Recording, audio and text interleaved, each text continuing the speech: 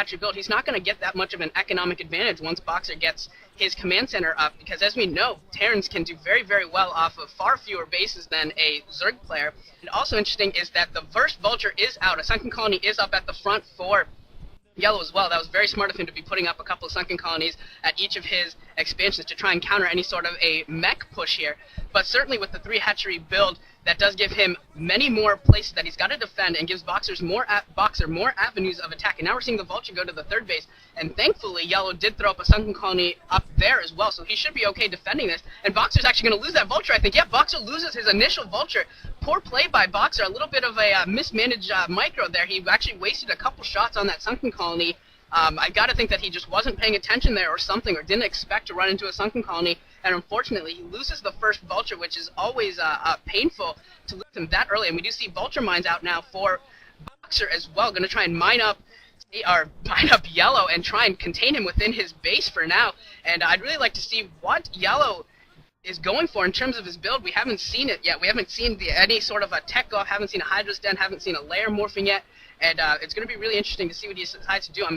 Obviously, he'll be going to layer very, very shortly if he hasn't started already, in order to counter these monsters that are out. And there's the Hydralist Den, and we do see Hydralists already out to counter this mechanized army. And that is a popular strategy, is to go for massive numbers of Hydralists in order to counter a mechanized build from a Terran player. That is a very common. And we're seeing extractors going up at both expansions as well, so this is going to be a lot of gas for Yellow. Yellow is absolutely going to have a ton of gas to work with, which with that much gas, he could actually do a very effective tech switch back into Mulus. And now we're seeing Boxer throw up some extra barracks as well, so we might actually be seeing a mech into M&M transition build, which could be very, very interesting. I don't know. I haven't seen too many of that with factory back into barracks. Usually players stick with one or the other rather early on, but Boxer's going to try and do something different, maybe going for even a biomech build here, which I don't know how effective it'll be, but we do see a bunch of Marines already out for Boxer, and this would be very, very interesting getting to see this biomech build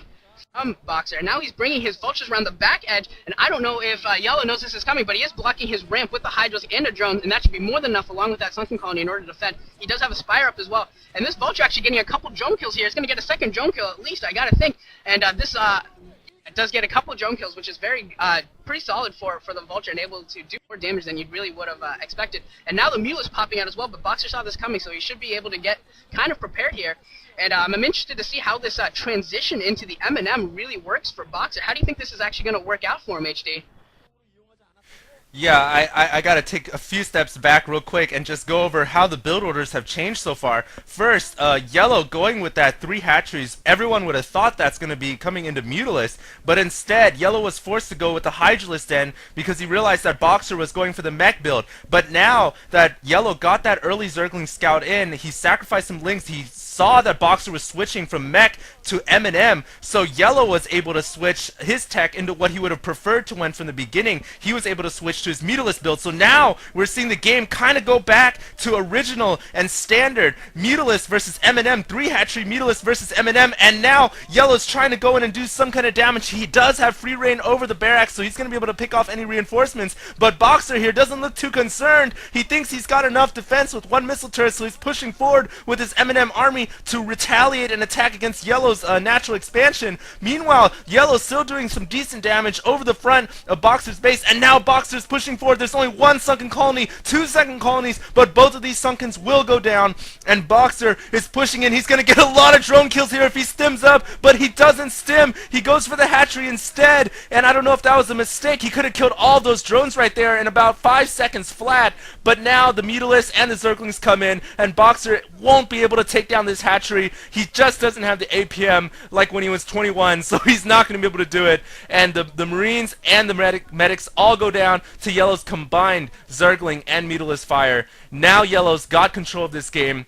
That tech switch was beautiful, and if you guys look at the top right-hand corner of the map, the mini-map, I think that Yellow might have grabbed a secret expansion up there as well. So it does look like Yellow's going to achieve the economic advantage in about 2 or 3 minutes, and Yellow's definitely got the air control right now. He's got the air advantage. Boxer doesn't have a science facility coming out anytime soon, I don't think, although he does have the factory, so he could get the starport and the science facility down relatively quickly.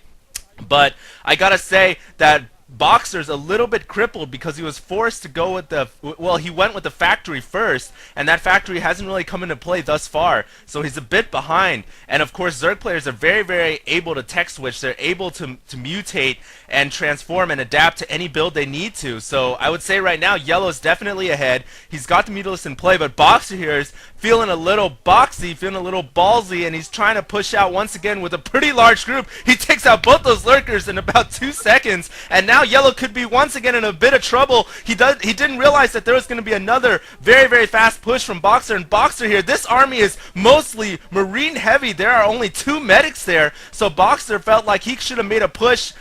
Boxer felt like he could have made a push in, and he just constructed a bunch of Marines, and now Yellow's moving in, trying to pick off the reinforcing Marines from Boxer, and he does. Now Yellow's got the reinforcing route, so he can pick off any reinforcing Marines that come from Boxer's base, and Boxer is forced to fall back. Meanwhile, Boxer comes in with a science vessel, and Yellow's got 2 lurkers underground, doing some damage to Boxer's Marines, but Boxer's got the science vessel. He's got that under control as well. So both players here just exchanging blows left and right, and indeed the top right hand corner is now being populated with drones, so very soon Boxer could find himself being out macroed in 2009, out macroed by Yellow NC. Wow, what a statement. What do you think, Deja Vu? I actually kind of disagree with you. Now that Boxer's taking down the base at the 6 o'clock, I think he's actually in the advantageous position because we go back to 2 base versus 3 base. And, this is a full 3 base for, or full 2 bases for Boxer the whole time. Hasn't had to devote anything really to defend. His split on those lurkers both times were very, very effective in taking down both of those. And we see him throwing up his 3rd base here. And he's got the bigger army out on the field. Yellow's attack with his Zerglings and his Mutalisk were not that impressive. I have to think that his Mutalisk came in first, and he lost several Mutalisks to the Marines before his Lings were even able to get here. Now we're seeing Boxer's first-person view with some excellent Vulture control, able to kill off several Zerglings again. And then there was also a critical mine that took out something like 6 Zerglings, able to take them all down, and that really did Yellow's attack. Yellow's attack really did not do much at all in terms of economic damage. I don't even know if it killed a single SCV. It did kill a lot of the reinforcing Marines, but that's about it.